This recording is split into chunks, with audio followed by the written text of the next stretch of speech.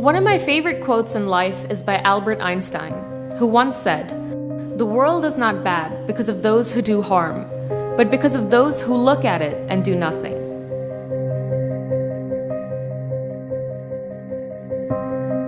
My name is Shreya Kalra. I'm 25 years old. Because I was born in Singapore, studied in Vietnam, South Africa, and India, that doesn't in any way take away from my Indianness. Currently, I work as a producer and writer at an NGO in Goa.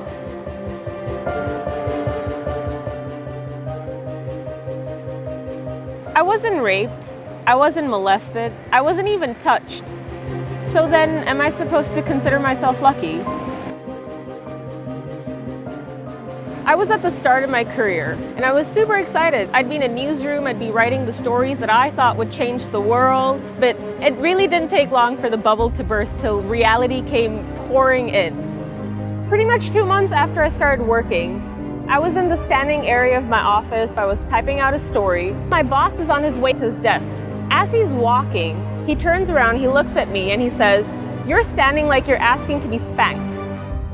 In that moment, I completely froze, but internally I was thinking, did he really just say that? Am I supposed to stand here thinking, wow, you're so cool for passing a comment like that?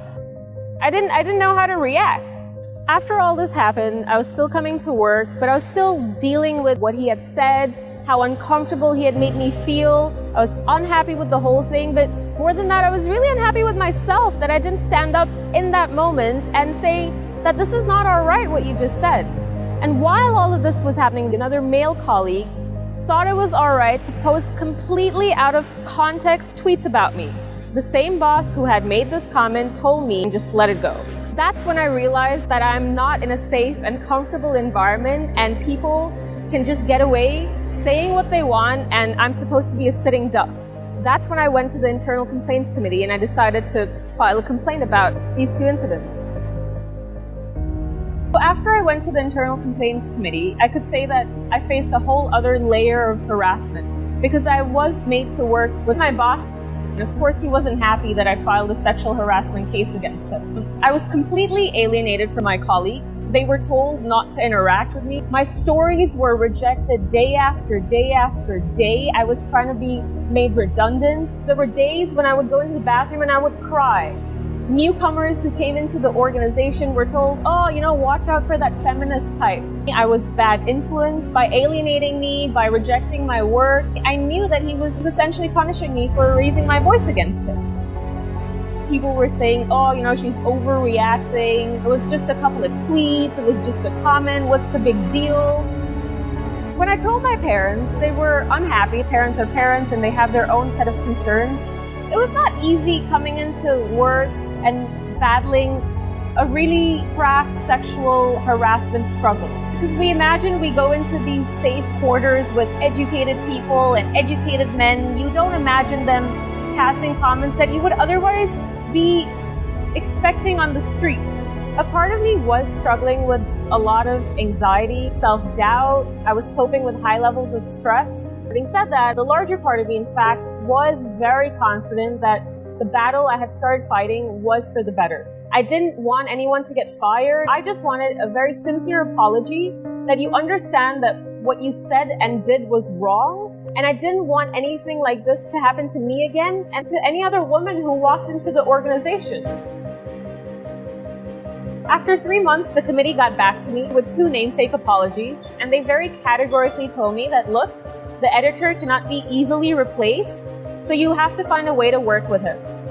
After this meeting, my reporting manager's boss, he sat us down, he looked at my boss and he said, "This whole thing must have been so difficult for you. Thank you so much for maintaining a calm and composed demeanor through it all," and he patted him on the back.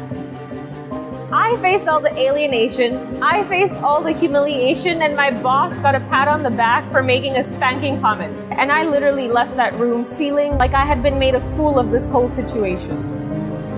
I thought that things would get better after this, but of course that did not happen. The harassment continued. We had an editorial meeting one day, and I asked my boss in that meeting, how do you expect me to meet my targets if you don't accept my stories?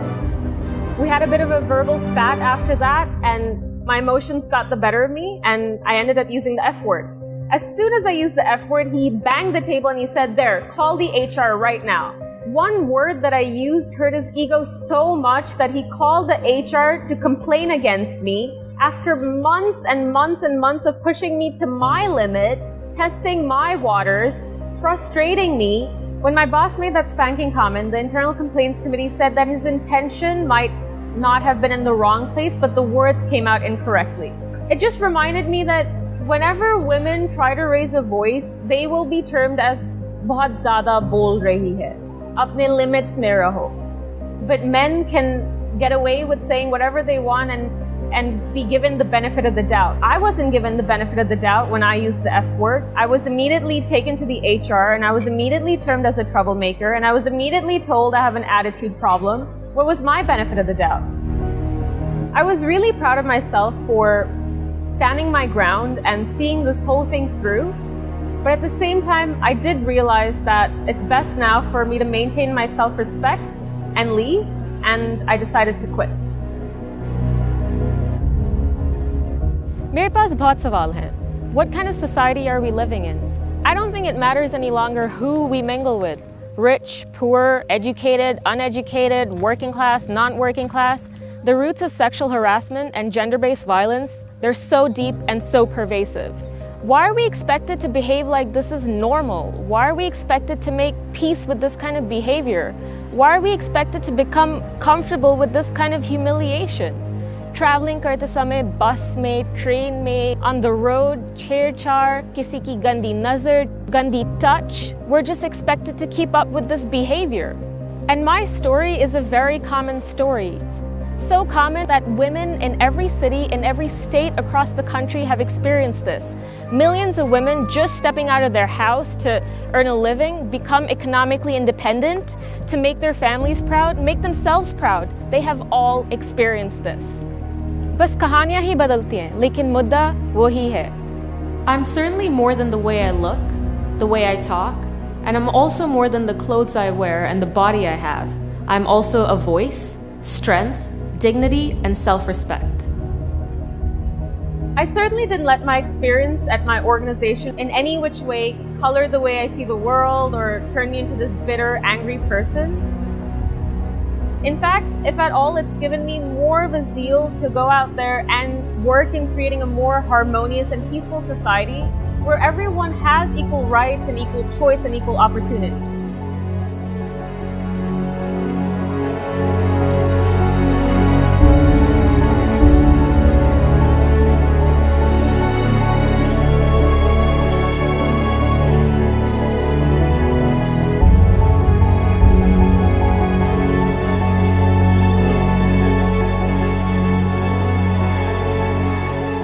What I want to say to all the women out there is please do not let this regressive attitude crush your spirit. Please do not let the fear stop you from raising a voice, because frankly speaking, enough is enough. I love the person I have become because I fought to become her. And I will continue fighting.